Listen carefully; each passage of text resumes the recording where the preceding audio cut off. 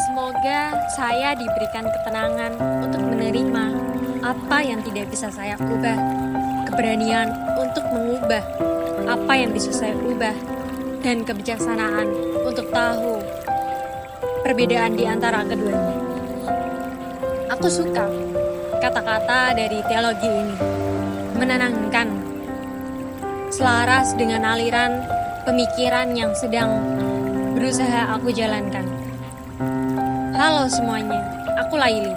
Selamat datang di podcastku.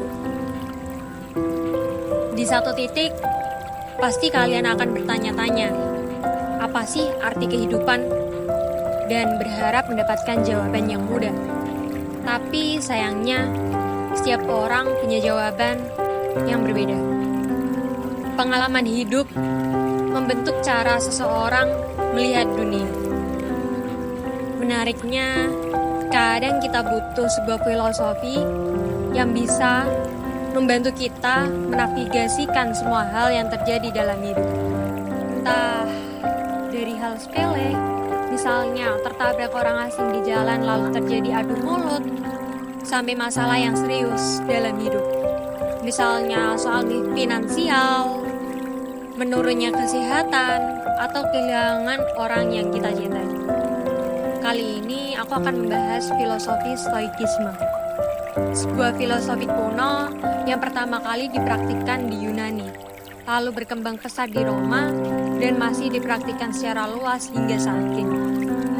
Pendiri filosofi tersebut adalah Zeno, seorang pedagang yang kehilangan segalanya dalam sebuah kapal karam. Setelah kehilangan tersebut, Zeno beralih ke filsafat untuk membangun kembali hidupnya, lalu dikembangkan oleh sederet filosof Romawi.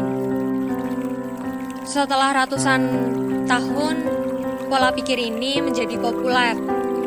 Mereka menganggap filosofi ini sangat berguna dalam kehidupan sehari-hari, karena mengajarkan cara untuk tetap tenang, terutama ketika menghadapi situasi sulit yang tak terduga.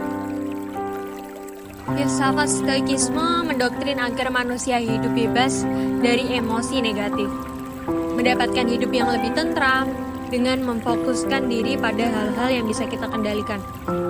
Salah satu tujuan dalam Stoikisme adalah penguasaan diri. Seseorang yang bisa menguasai diri dengan baik akan cenderung lebih tenang, tahan mental, dan punya emosi yang seimbang.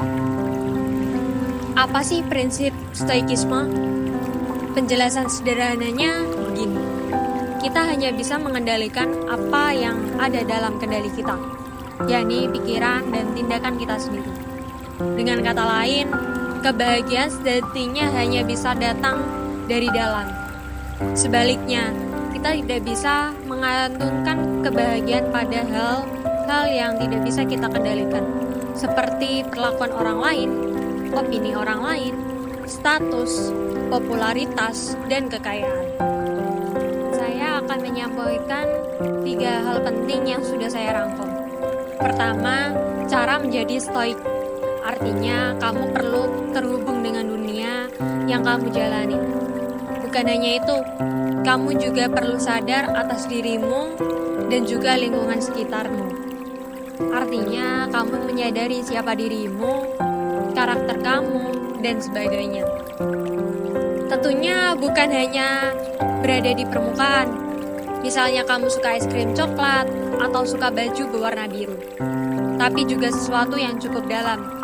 Misalnya kamu sadar kalau kamu punya tendensi untuk mensabotase hubungan percintaanmu sendiri hanya karena kamu merasa tidak cukup baik. Kesadaran diri membutuhkan evaluasi yang jujur tentang siapa dirimu dan juga kelemahanmu. Hal ini tentu saja tidak mudah, apalagi bicara soal kelemahan. Kita mungkin terbiasa menutupi kelemahan dan fokus pada hal yang baik-baik saja. Kita mungkin merasa takut atau malu atas kelemahan tersebut. Tapi jika kamu ingin berkembang menjadi pribadi yang lebih baik, maka mengembangkan kesadaran diri merupakan hal yang krusial. Pasti kamu Rasakan momen ketika kamu bertanya, kenapa saya melakukan hal ini? Apa yang bisa lakukan untuk mengubahnya? Nah, ini merupakan momen ketika kamu bersedia terbuka. Mungkin dari semua latihan dari filosofi Stoik, satu hal yang paling penting adalah bisa membedakan mana yang bisa kita ubah dan tidak, mana yang bisa kita pengaruhi dan tidak. Hal ini yang seringkali jadi akar ketidakpuasan dalam hidup. Kita tidak bisa membedakan mana keduanya. Alhasil, ada orang yang bisa menjadi pribadi yang lebih baik, ada juga yang hanya sibuk mengeluh atas hidup yang dijalaninya. Kita mungkin tidak bisa mengontrol situasi yang kita alami, tapi kita bisa mengontrol apa yang kita pikirkan dan respon yang kita ambil. Misalnya, ketika pesawatmu terlambat, tidak peduli seberapa banyak kamu komplain kepada perwakilan maskapai, tentunya tidak akan mengubah apapun kan? Sama halnya ketika kamu berharap untuk lebih tinggi atau lebih pendek, atau terlahir di negara yang berbeda. Hal ini tidak ada gunanya, namun jangan khawatir. Mungkin saja kamu tidak bisa mengontrol kejadian tersebut, tapi kamu tetap punya kendali atas apa yang kamu pikirkan. Contohnya dari kejadian tadi, pesawatmu terlambat karena cuaca. Tentu hal ini tidak bisa kamu ubah kan? Tapi kamu bisa punya kontrol atas apa yang kamu pikirkan. Jadi begini, karena pesawatmu terlambat, kamu jadi punya waktu untuk menikmati kopi di bandara dengan tenang. Atau kamu jadi punya waktu tambahan untuk mengerjakan tugas yang belum kamu selesaikan, atau sebagainya. Poin kedua, perspektif dalam melihat hidup. Hidup memanglah butuh rencana, tapi perlu diingat, kesuksesan sejati berasal dari kemampuan kita untuk menemukan cara dalam menghadapi setiap tantangan yang muncul. Sama halnya dengan seorang stoik, dia melatih dirinya untuk fleksibel, tapi juga kuat dalam menghadapi perubahan kondisi. Hal ini yang bisa membuat kita jeli melihat peluang dalam masa yang sulit. Salah satu tipsnya yaitu dengan memiliki opsi cadangan. Jadi, ketika ada kejadian buruk muncul, hal ini bukan berarti perjalananmu terhenti, tapi kamu hanya dialihkan sesaat. Misalnya begini, kamu sedang menulis skripsi, tapi tiba-tiba saja komputermu mati dan datamu hilang semua. Bagaimana nih? Mungkin kamu bisa punya sudut pandang kalau ini sebagai peluang untuk memulai lagi sesuatu yang baru dan lebih baik. Ada sebuah dialog yang indah. Puisinya berisi tentang seseorang yang punya keahlian untuk terbang dan melihat dunia dari atas. Ketika melihat ke bawah, dia melihat betapa kecilnya semua yang ada di dunia. Bahkan rumah orang kaya, kerajaan yang besar, dan sebagainya. Semua kepusingan mereka soal duniawi terlihat begitu sepele dari perspektif ini. Di zaman dulu, latihan ini sifatnya hanya sebatas teori. Wajar saja, puncak tertinggi seorang yang bisa raih hanya puncak gunung atau berdiri di atas gedung tertinggi. Namun di era sekarang, hal ini menjadi sangat mungkin. Cobalah ketika naik ke pesawat, pilihlah tempat duduk di samping jendela.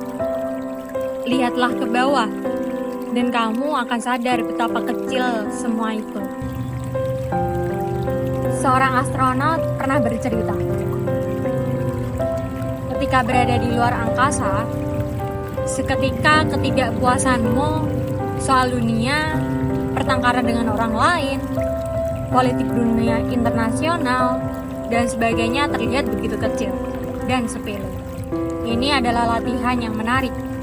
Lain kali ketika kamu merasa kalau kamu sedang berada dalam masalah yang sangat rumit, jangan lupakan tips ini. kamu mungkin saja dapat melihat dunia dari sudut pandang yang berbeda. Poin ketiga adalah menjadi tahan banting. Banyak orang seringkali melalui periode yang sulit dalam hidupnya, lalu kembali dengan semangat yang baru dan menerima hal tersebut sebagai sebuah kebanggaan, seperti penemu filosofi Stoik ini.